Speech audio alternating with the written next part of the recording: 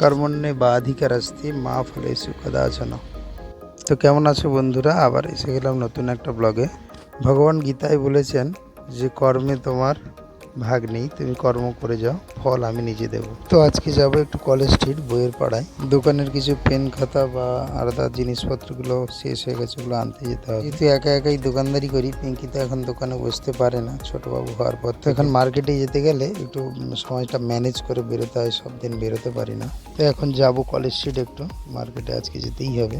বেশ কিছু জিনিস একেবারেই শেষ হয়ে গেছে, আজকে না গেলে নয়, যেতেই হবে আজকে। তো এখন বাজে ওই 10:30 পৌনে 11টা। তো আজকে আর সকালে দোকান খুলিনি, মার্কেটটা করে এসে তারপরেই খুলবো।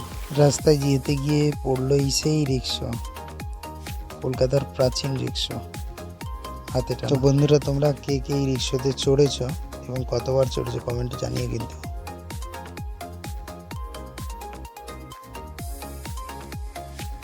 তো প্রথমে ওজনের খাতাগুলো কিনে নিলাম বন্ধুরা, ভিডিওটা আর দেখানো হয়নি, এখন গাড়িতে গিয়ে তুলে নিয়েছি। তা আরও কয়েকটা দোকানে যাব।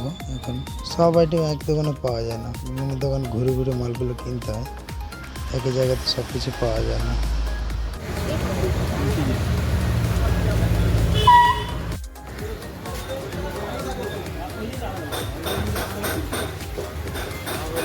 আমার হিসাব হলো না, কি কত দাও।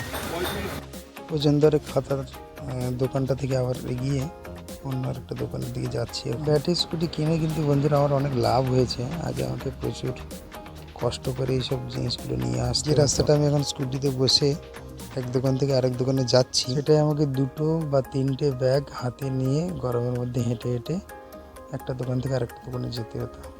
আমার কিন্তু আগে স্কুটি ছিল না, আমি বছর দেড়েক হলো ব্যাটারি স্কুটিটা কিনেছি, তাতে আমার কাজের কিন্তু খুব সুবিধা হয়েছে। এতে এখন আমার কি সময়টা অনেক বেঁচে যাচ্ছে আর পরিশ্রম খুবই কম হচ্ছে।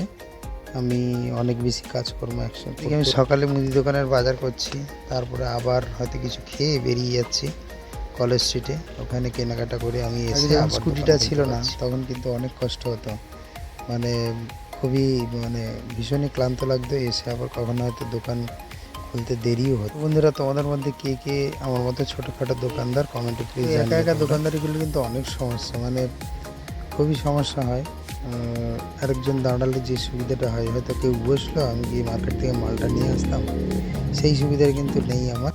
তো দোকান বন্ধ করে যখন যাই ওই টাইমের যে কাস্টমারগুলো, সেটা আমার একটা লস হয়ে যায়। পিঙ্কি আগে বসতো আমার স্ত্রী, কিন্তু এই ছোটো ছেলেটা হওয়ার জন্য এখন তো বসতে পারে না, তো একাই একটু বড় হওয়া পর্যন্ত দেখা যাক, যদি একটু আমার হেল্প হয়। তো আমি কিন্তু বন্ধুরা খুব একটা বেশি আশা করি না, খুব বেশি আশা করাটা ভালো নয়, কপালে যতটা আছে ততটাই হবে, তবে চেষ্টাটা আমি করি। চেষ্টা ভগবান গীতায় বলেছেন না, কর্মণ্যে বাধিকারস্তি মা ফলেষু কদাচন। তো কর্মে আমাদের অধিকার আছে, কিন্তু ফলে অধিকার নেই। তো উপরওয়ালা যদি মনে করেন ভালো কিছু কপালে হবে বা দেবেন, তাহলে উনি করবেন। বন্ধুরা, বড্ড ভারী ভারী জ্ঞানের কথা হয়ে গেল।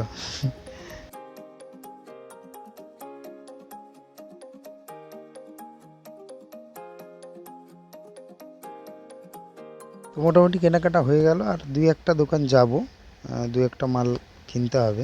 কলকাতার রাস্তার একটা বড় অসুবিধে, এই গাড়ি নিয়ে বেরোলে না, বারবার এখানে রাখো ওখানে রাখো, আবার রাখাও যায় না।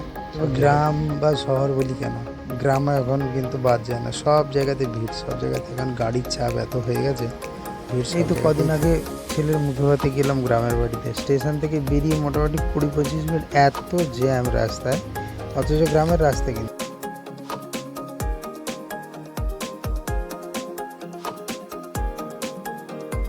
তো বন্ধুরা, আজকের ভিডিওটা এখানেই রাখছি, আর বিশেষ কিছু বলার নেই।